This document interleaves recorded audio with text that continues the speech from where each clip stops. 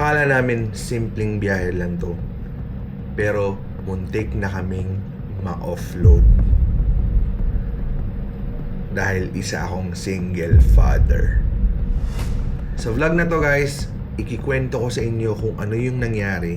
Hindi kami napaalis papuntang Bali, Indonesia dahil again sa pagiging single father ko. So, stay tuned. Let's talk about it.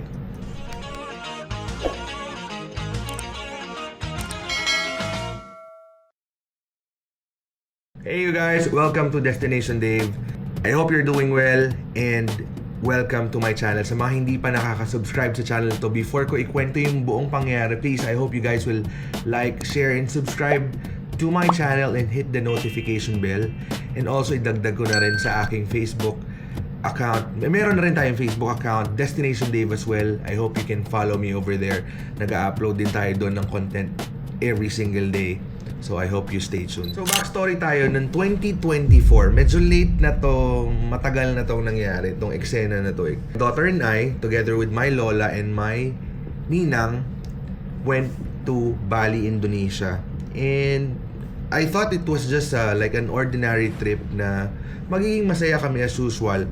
Prior to that trip, kaming dalawa ng anak ko, a little backstory again. I have been a single father. Para sa mga kaibigan ko, alam tong story na to. I have been a single father for about 17 years before my second family came. So nakikita nyo naman sa mga videos ko dito na meron na akong bagong baby.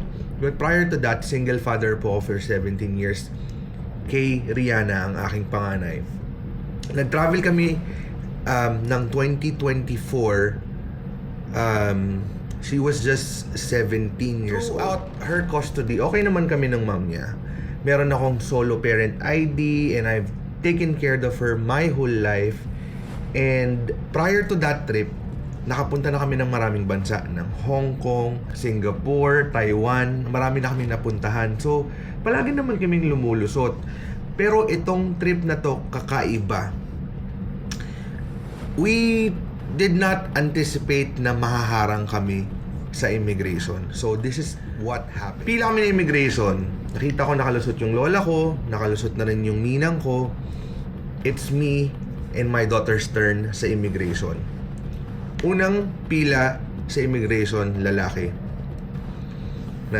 Inabot namin yung passport namin. Pagkaabot, tinanong yung bata kung ilang taon na. Sabi ko 17 po. Tapos sabi ko, sir, solo parent po ako.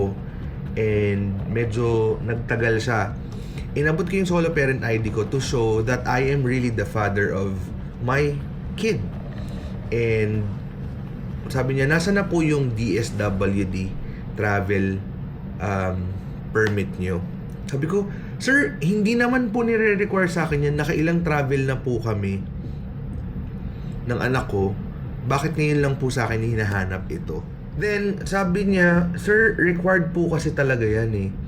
And then, pinilit ko, sir, kung required po, bakit po hindi sa amin na nahanap noon pa?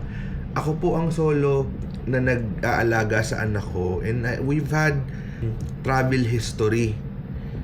Kung makikita nyo dyan sa system ninyo and makikita nyo naman sa tatak ng passport namin, marami na kami pinuntang bansa bago po kami umalis ngayon. Sabi niya, sir, pasensya na po kayo. Ma-offload po talaga kayo sa akin. Hindi kayo pwedeng umalis dahil wala kang travel DSWD travel permit for minor. Yun DSWD travel clearance for minor. Yun pala, yun yung term. So sabi, sir, doon ako kinabahan na ako. Sobrang kinakabahan na ako at that point kasi first time ko makarinig na i-offload ko kayo, hindi ko kayo pwedeng paalisin. Sabi niya, sir, ganito na lang, pumila po kayo ulit sa line ng immigration and maghanap po kayo ng ibang officer. Baka yung ibang officer payagan kayo. So I took the chance. Pumila naman kami ng panibago, bumalik kami ulit sa likod. Medyo nahihiya na ako kasi alam niyo yun, eksena sa immigration pag may mga nahaharang or may mga pinapabalik, alam na mayroong problema sa papeles. So pumila ulit ako sa likod. And nung dumating na yung turn namin, napunta kami sa immigration officer, nakatabi niya lang din halos. On our second immigration officer. Sabi we handed out our passport. Tinitingnan niyang ganun. Unang tinanong sa amin ni second immigration officer, "Sir, di ba galing na kayo sa kabila?" Doon ako kinabahan ng sobra-sobra. Kasi tatanungin niya kung bakit kami bumalik ulit or humanap ng ibang officer. So I explained my side. "Ma'am, kasi po ayaw niya kaming ipatuloy, i-offload niya kami dahil single father po ako. Ito po ang ID ko, pinakita ko ulit ang solo parent ID ko. And wala daw po akong DSWD travel clearance for minor." Sabi niya, "Sir, hindi po kasi talaga pwede." And then I insisted, "Bakit hindi po kami pwede? Ang dami na po naming travel history. Bakit ngayon lang po sa amin hinahanap ito?" In-explain niya, "Sir, baka nung mga una nakakalusot kayo." "Ma'am, nakalusot kami ng ilang beses na po kami lumabas ng bansa, nang dalawa lang kami. Wala pong hinahanap sa akin na ganyan kasi single father po ako. I have the custody of my child. And ito po nga yung solo parent." The worst part, alam ko, pag dumating ka ng second interview, sobrang delikado mo nang hindi ka makakalipad. Dinala kami dun sa, alam niyo yan, frequent travelers, you know where the second interview area is. Dun yun sa likod palagi ng immigration, mga frontline at immigration officer. Dun na ako dinala kasama yung anak ko. And kabado na kami. We were interrogated.